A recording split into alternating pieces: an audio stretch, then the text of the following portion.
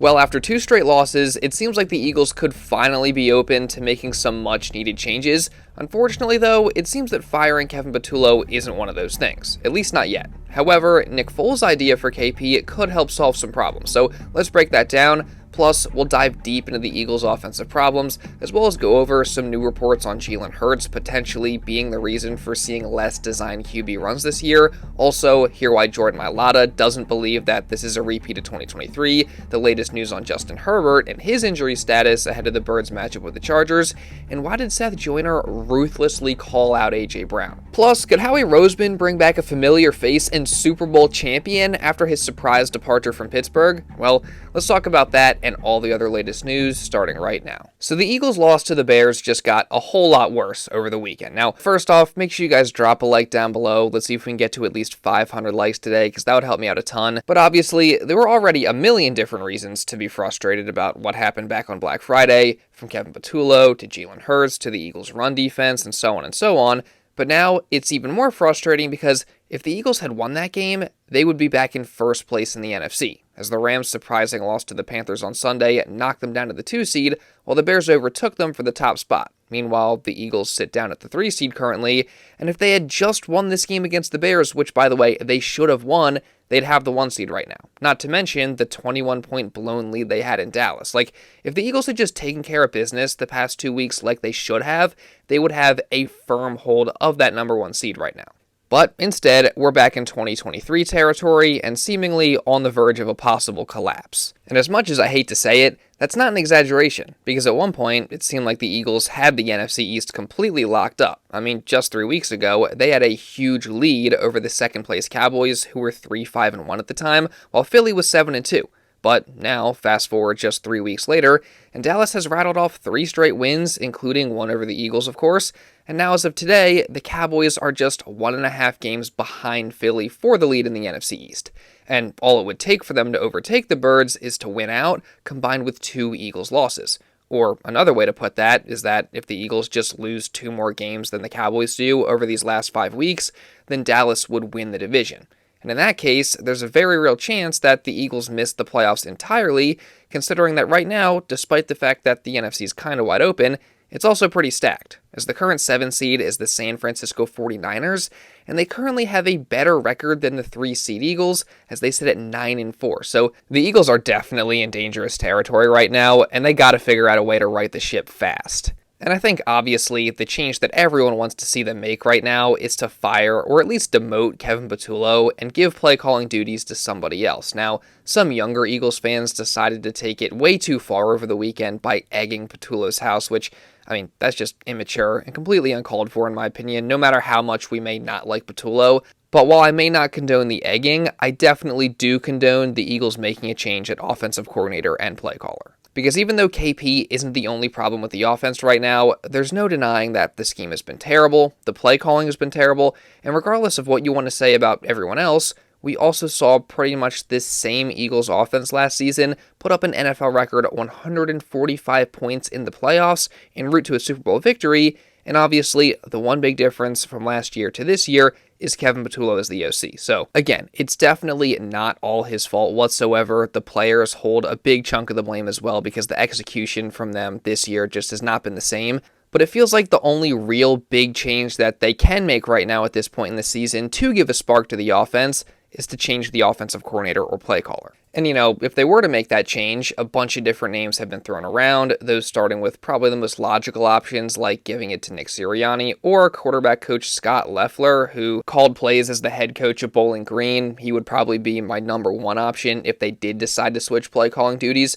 And then there's the more crazy options from the past a lot of people have suggested, like Doug Peterson, who expressed interest earlier in coming back to the Eagles, or Frank Reich, whose tenure in Stanford just came to an end, or even the Philly legend himself, Nick Foles, who has been dropping a lot of insight on his podcast recently and has led a lot of Eagles fans to thinking that he would be a good OC. And hey, at this point, part of me just wants to say, screw it, why not? It can't get worse than it already is, but in reality, number 1, that's probably a terrible idea, and 2, none of those things are going to happen, at least as of right now. as Nick Sirianni confirmed on Monday what all Eagles fans were hoping was not true. You did change play callers on offense in 21 and on defense in 23. So I'm just wondering, why is this situation different? Yeah, that's a good question.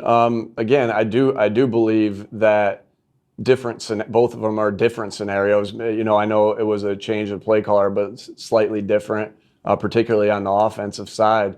And so, yeah, again, it isn't just one person. It's the ultimate team game. We got to execute it better, and we got to scheme it better, and they all can be true, and we got to call it better. It's every area that we need to improve on. Like I said to you guys, if all that's not gelling, to me, that's on me first. So just to clarify, Nick, Kevin still is the play caller?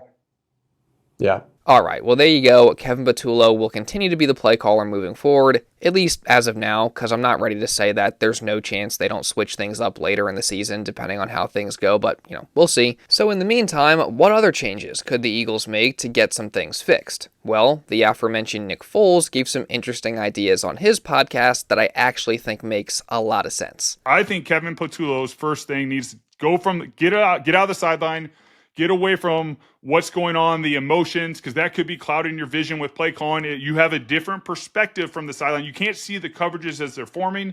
You can't see the defensive alignments very well. You can see it on the tablet afterwards and sort of make predictions. But when you're up in the box, you can see it as the drive is going on, what they're trying to do. And you can see the concepts forming more clearly. As a quarterback, I'm a problem solver. I like to solve problems. So when I'm looking at this, I'm like, okay, a simple adjustment is put him up in the box and bring someone from the box down. And the quarterback should only be talking to the head coach and maybe his quarterback coach and the OC. That is it. He doesn't need to be talking to anyone else. There's too many talking heads. It can clutter the mind. This isn't a Jalen Hurts problem. This is a team problem. This is the Eagles problem. You win as a team, you lose as a team. Right now, they are struggling as a team. But I do think the next step right now, I don't know if it'll fix the problem, but I do believe it's the next step. Put him up in the box where he's in a controlled environment. Maybe, I know a lot of coaches love their Diet Cokes or their energy drinks. I know Vic Fangio has some Zen right there that he pops when he's calling his defensive plays.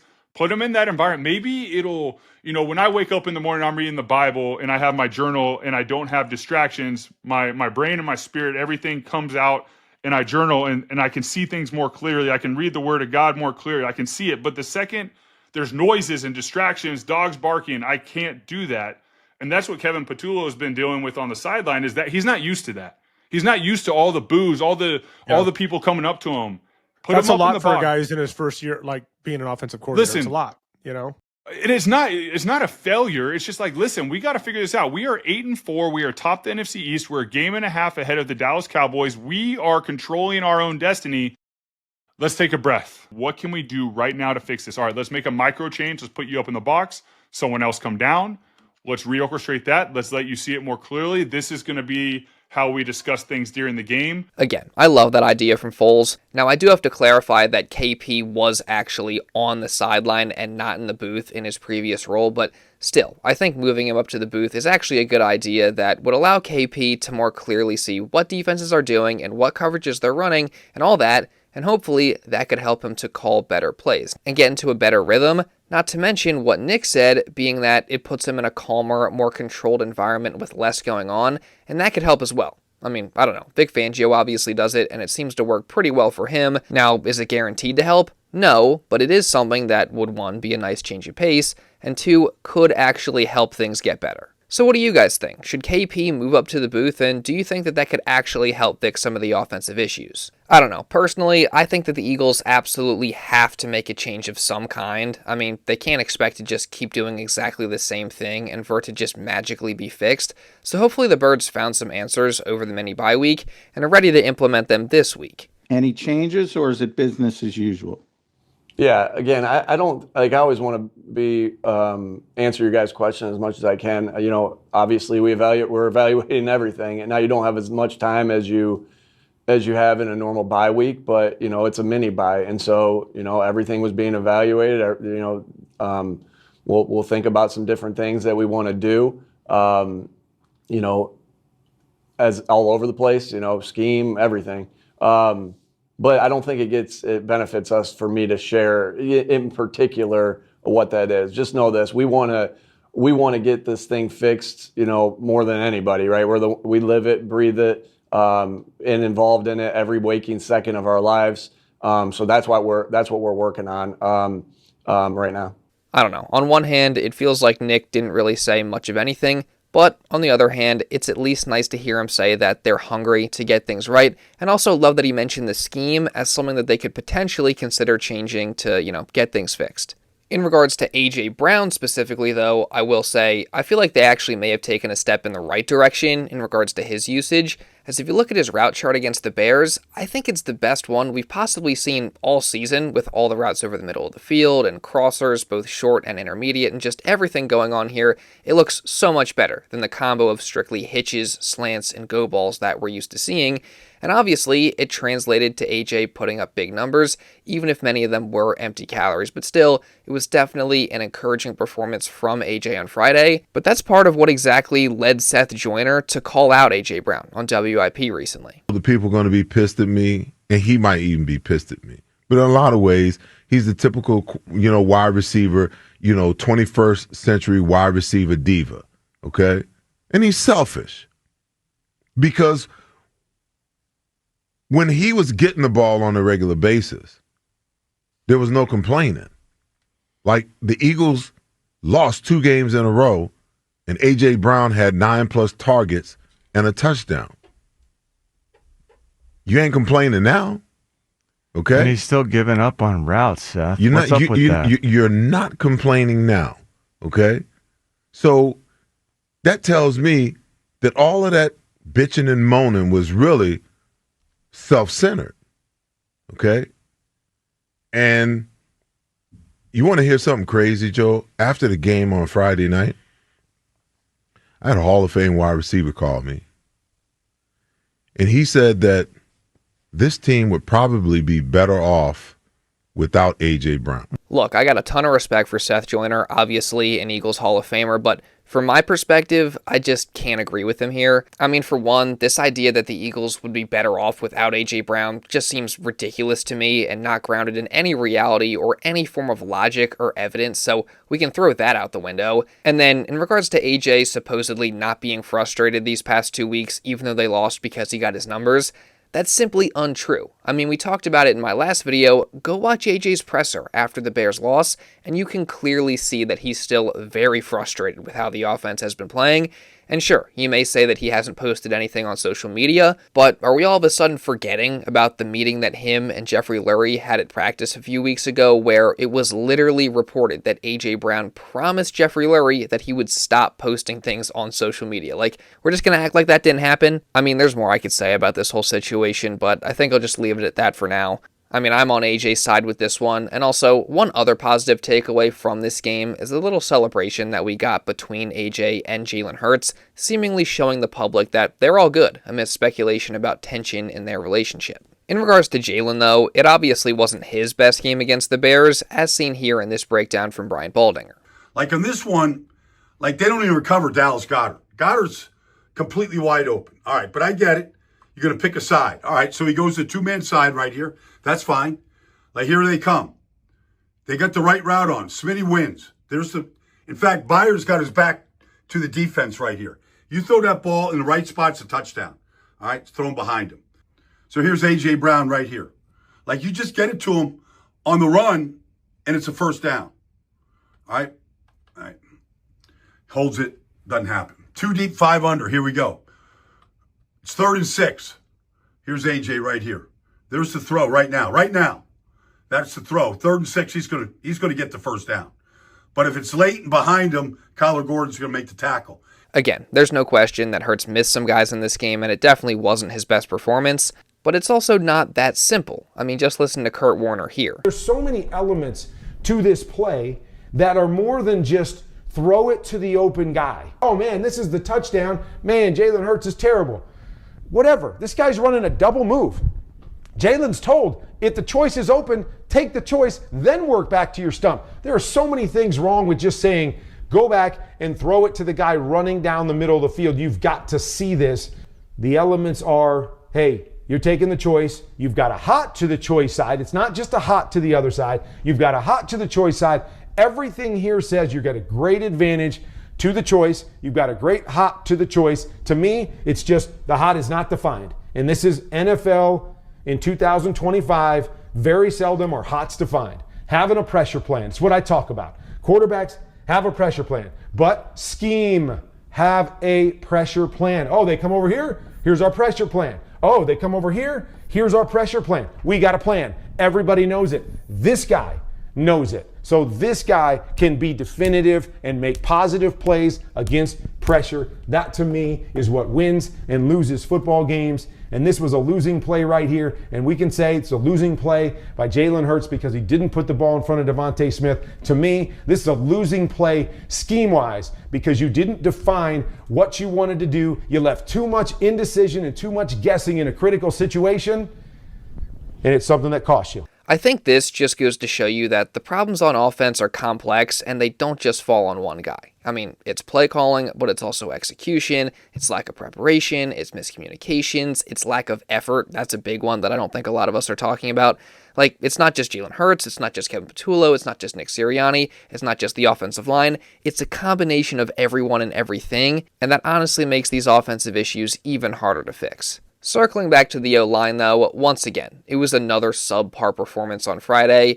I mean, look at some of these clips. Like, look at this one, where literally every single lineman, besides Jordan Mailata, plus Dallas Goedert, screws up their assignment and Saquon gets dropped for a loss. I mean, it doesn't get much worse than this rep.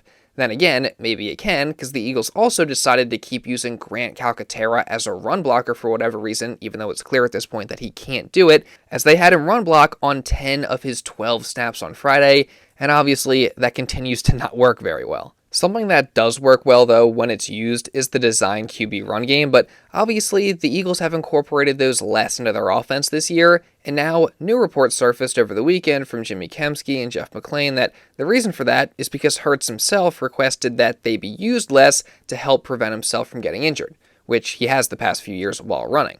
And honestly, I can completely understand that, but it is definitely a dilemma because Hurts is obviously really effective when he does run the ball on design looks. But also, let's not act like Jalen doesn't run anymore in general, because his 84 carries this season lead all quarterbacks. Now, that's still down from previous years, which again is a result of there being less designed QB runs. But I think it's safe to say at this point, regardless of whatever happened in the offseason, Jalen Hurts is willing to do anything to get this offense right and get the Eagles back to winning, including running the ball more. There have been fewer design runs for you, but in the small sample size where they've been called, you've had some success. Are you open to increasing that number to help the run game get going? Yeah, I'm always open. I'm open to doing whatever it takes to win. I think overall, the Eagles just got to find a way to get the run game going, no matter how that looks, because even with all the other issues, if they could just do that, that would open up so much for the rest of this offense. And shout out to Bill Colarulo for saying this on 97.5, but the previous 4 years of the Hurts and Sirianni era in Philly, they've been at least top 8 in rushing and 3 times in the top 5, but this year they're ranked just 22nd. So that's just one more problem that's really hurting this offense right now, possibly the main one. And again, it just shows you how complex the issues really are. I don't know. All I know is they better get some of this stuff fixed by the time they take on the Chargers on Monday night in LA, because all of a sudden, that's become basically a must-win game for them. Unfortunately for the Chargers, though, the Eagles may have just caught a little bit of a break for this one, as LA quarterback Justin Herbert suffered an unfortunate break of his own, specifically fracturing his left hand, which he underwent surgery for on Monday. Now, the good news for Chargers fans is that Herbert played through the injury for a good portion of their win over the Raiders. He's only listed as day-to-day after the surgery, and he himself said that he does expect to play against the Eagles on Monday. And there's also a ton of recent history of QBs playing through similar injuries, including Josh Allen last year, and Aaron Rodgers playing through multiple fractures in his left wrist just this past week. So my guess is that Herbert will play on Monday, but we won't know for sure until later in the week. Either way, though, the Eagles need to win this game. I mean, we'll break down this matchup more later in the week, but Philly absolutely cannot afford to drop 3 straight. Otherwise, we'll really be in the 2023 territory then. However, Jordan Mailata doesn't seem to see it that way. I'll tell you right now, this is nowhere near close to 2023. So let's put that in the let's nip that in the bud right there. This is at least as a player in the locker room, that was part of the 2023 team and part of this team, it's nowhere near. Nowhere near. How so? I'm telling you now, the way we go about the practice, the detail. Although we're not winning games, well, I shouldn't even say that. We won 8 games. Yeah. I shouldn't even say that. And I think just the way we attack every day with the attention to detail. Some would say, I would probably say the detail right now is our in-game execution. Right, that is lacking. We can go back to practice, and that'll probably be a big emphasis of putting ourselves in these situations where they keep hurting us in games, and that's all you can do. And I feel like that wasn't there in 23. It's there this year. The coaching technique, it's there this year. It wasn't there in 23. So I just think I want to dead it. If you didn't know where that came from, dead it. I'm going to dead it. Right then and there, this is not maybe as a fan, but I can tell you now as a player, this is completely different to 2023. That's I don't even want to go there. I kind of said that earlier in the year, probably like week 1, no, week 2. Was it week 3? Something like that. I said it during the year, and I was like, what an idiot. I don't even know why I said that. It's not even true. Not even true. Because even the way we go about practice, like padded practices, the no walkthrough Wednesdays. The only walkthrough Wednesdays we've had is during the short weeks. And that's all we had. So I love the way we attack every day now. It's just completely different to 2023. So at least as a player, that's my experience. But maybe as a fan, maybe I need to see it as a fan. I need to see it as a fan to relate because. As a player, it doesn't feel the same. I guess it's good that things seem different from a player's perspective, but for us fans, it really does look eerily similar. So hopefully they can figure it out and get a win on Monday night. Also, some breaking news here to end the video. Adam Schefter is reporting that the Steelers and Darius Slay have officially agreed to part ways on Tuesday. This coming after the Eagles' Super Bowl 59 champ has had a rocky season in Pittsburgh and was a healthy scratch in their last game. But a reunion in Philly could be a perfect fit for both sides, considering the Eagles' rotating door throughout the season at cornerback 2, with Adoree Jackson in and out of the lineup, and Slay obviously has a ton of familiarity in Philly's defense, being here just last year and the previous 5 years altogether, and having a phenomenal season in 2024 at 33 and 34 years old. I mean, he obviously is familiar with most of the guys on defense, and DC Vic Fangio, who I'm sure has a ton of respect and trust in Slay should he come back. Now, I'm not sure if he would come back in to start right away, because Adoree Jackson has been better as of late, plus the Eagles sit at 22 on the waiver wire, so he'd have to make it through the 21 teams before him, but he also could threaten to retire if a team that he doesn't want to play for claims him. And I'm sure that he and his wife Jennifer would love to come back to Philadelphia, so I don't know. I know he's been bad this year, but the Eagles also did trade assets for Jair Alexander earlier this year. So to me, a Darius Slay reunion in Philly doesn't seem all that unlikely, but what do you guys think? And you guys know that I'm going to be covering everything that happens throughout the week in the lead up to that game. So if you don't want to miss anything, make sure you subscribe and you turn on notifications, and also drop a like down below to show some support. Again, it really does help me out a ton, guys. Let's see if we can get to at least 500 likes, and also hit the hype button because that helps me out a ton as well, and leave a comment down below just regarding anything that I talked about in this video. And if you do want to watch another Eagles video going over their loss to the Bears, you can check this out right here. And now with all that being said, that's pretty much all I got for this one, guys. So thank you all so much for watching, and I'll see you in the next video.